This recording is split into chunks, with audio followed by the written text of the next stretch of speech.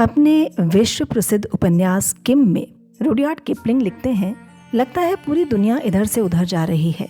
सही मायने में ये रोड एक अद्भुत दृश्य है।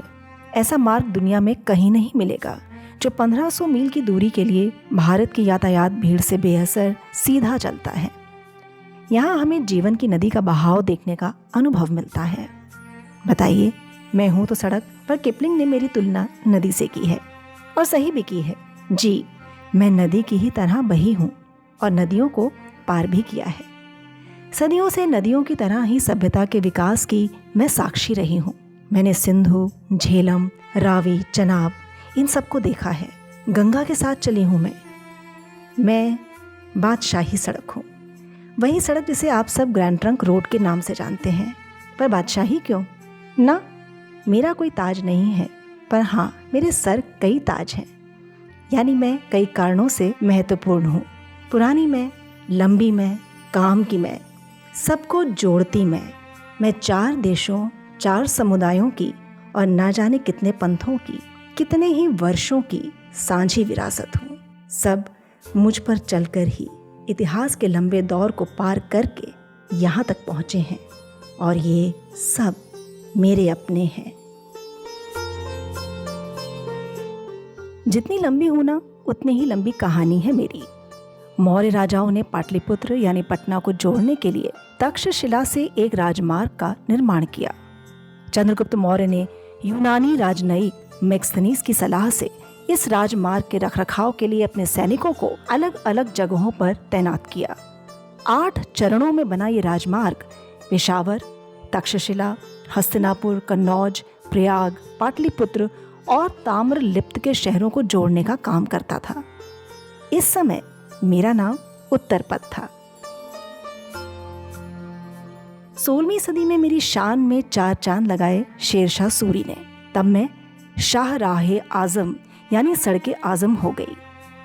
आगे चलकर मुगल सम्राटों ने मुझे पश्चिम में खैबर दर्रे को पार कर काबुल तक और पूर्व में बंगाल के चटगांव बंदरगाह तक पहुंचाया। मैं अब बादशाही सड़क हो गई थी। और फिर आए अंग्रेज और मुझे ग्रैंड ट्रंक यानी जीटी रोड बना दिया।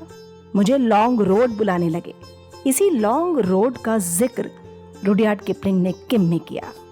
मेरी कहानी आज भी बुलंद है। अब मैं एक वृहद प्लान के अंदर AH1 यानी एशियन हाईवे का महत्वपूर्ण भाग बन गई हूँ। नाम बदला पर कर्म न बदला। सदियों से राहगीरों ने मुझ पर चलकर दूरियां तय की हैं। घोड़ों पर कितनी ही डाक इधर से उधर हुई है। कितने व्यापारियों ने दूर दराज से सामान ला लोगों की ज़रूरतें पूरी की हैं। कितनी ही सेनाएं मुझ पर चल अपने साम्राज्य खड़े करती रही हैं। घोड़े, खच्चर, ऊंट, बैलगाड़ी, मोटर गाड़ी, बस, लॉरी, ट्रक, बस वक्त के साथ सवारियां बदलती गईं। कुल मिलाकर मैंने सृजन और बर्बादी दोनों की ही तस्वीरें बहुत नज़दीक से देखी हैं। लेकिन सबसे पहले उसकी तो कह लूं जिसके शासनकाल ने मुझे बुलंदी पर पहुंचाया, शेरशाह सूरी। शेरशाह सूरी ने 1542 में 2000 मील लंबी पक्की ये सड़क बनवाई ताकि यातायात की उत्तम व्यवस्था हो सके। साथ ही उसने यात्रियों और व्यापारियों की सुरक्षा का भी भरपूर प्रबंध किया। ग्रैंड ट्रंक रोड का निर्माण करवाना शेरशाह सूरी की विलक्षण सोच का ही प्रतीक था। उसने सड़कों पर मील के पत्थर लगवाए, डाक व्यवस्था को दुरुस्त किया, घुड़सवारों द्वारा डाक को लाने ले जाने की व्यवस्था की। उसके फरमान फारसी के साथ साथ नागरी अक्षरों में भी होते थे। दूरी नापने के लिए जगह जगह पत्थर लगवाए, छायादार वृक्ष लगवाए, राहगीरों के लिए सराय बनवाई, घोड़ों को बांधने के लिए अस्तबल बनवाए, पानी की बावलियां बनवाई और चुंगी की व्यवस्था की। सिर्फ 5 साल का उनका कार्यकाल इतिहास में सफलताओं की जबरदस्त मिसाल बना। एक से बढ़कर एक दूरंदेजी वाले काम उन्होंने किए और आने वाले शासकों के लिए, खास तौर पर अकबर के लिए वो नज़ीर बने। आज तो आप किसी भी सफ़र पर निकलें, आपको जगह जगह मील पत्थर या साइनेज बोर्ड किसी भी मार्ग पर जगहों की दूरी दर्शाते दिखेंगे। लेकिन क्या आप जानते हैं कि पहले इन मील पत्थरों का काम कोस मीनारें किया करती थी। मौर्य काल से ही इन्हें बनाने की परंपरा शुरू हुई, लेकिन सूरी काल और मुगल काल में इनकी संख्या में खूब वृद्धि हुई। हर कोस यानी 3 किलोमीटर पर एक मीनार बनाई जाती थी। करीब 30 फीट ऊंची इन मीनारों से राहगीर स्थान की दूरी का अंदाजा लगाया करते थे।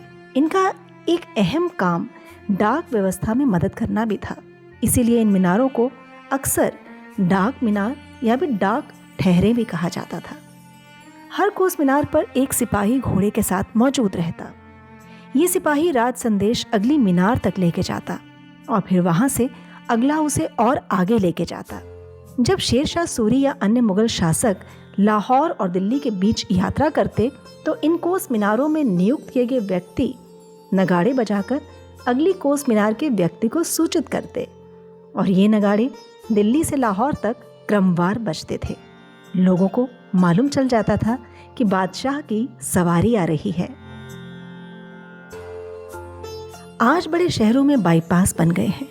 अब मैं कई जगह पर अपने मूल स्थानों से जरा हट गई हूँ। उदाहरण के लिए दिल्ली के चिड़ियाघर में स्थित कोस मीनार इस बात का प्रमाण है कि किसी समय मैं इस स्थान से निकलती थी। ये कोस मीनारें और पुल अब पुरातत्व विभाग यानी ASI ने सुरक्षित स्मारक घोषित किए हैं। बता दूं कि ये कोस मीनारें गुजरे वक्त की निशानियां हैं जो मेरे वजूद की दास्तान गोई करती हैं। बस कोई सुनने वाला चाहिए। उतार चढ़ाव वाली मेरी दास्तान में मेरे लिए सबसे त्रासद भरे पल वो थे जब मुझ पे चलकर मेरे अपनों ने विस्थापन का दंश झेला। मुझ पर मेरे अपनों का ही खून बहा। जब मुझ पर ही मेरे अपनों ने इधर उधर जाने की पाबंदी लगा दी। मुझे इस तरफ और उस तरफ में बांट दिया। बंटवारा हर परिवार में होता है। जब परिवार बड़े होने लगते हैं तो कहाँ एक ही घर में समा पाते हैं। कई विचार अलग, कई आशाएं भिन्न। कई बार अगली पीढ़ी को भी आज़ादी चाहिए होती है, पर अलग अलग घरों में रहकर भी तो हम एक दूसरे के बारे में अच्छा सोच सकते हैं। मुझे आज भी आपको रास्ता दिखाना है। बादशाही हूँ तो क्या हुआ, अपनी आगे की पीढ़ी की विरासत हूँ मैं। आज मेरा मन आप सबको दुआ देता है। फूलो फलो और एक दूसरे का खूब ख्याल रखो।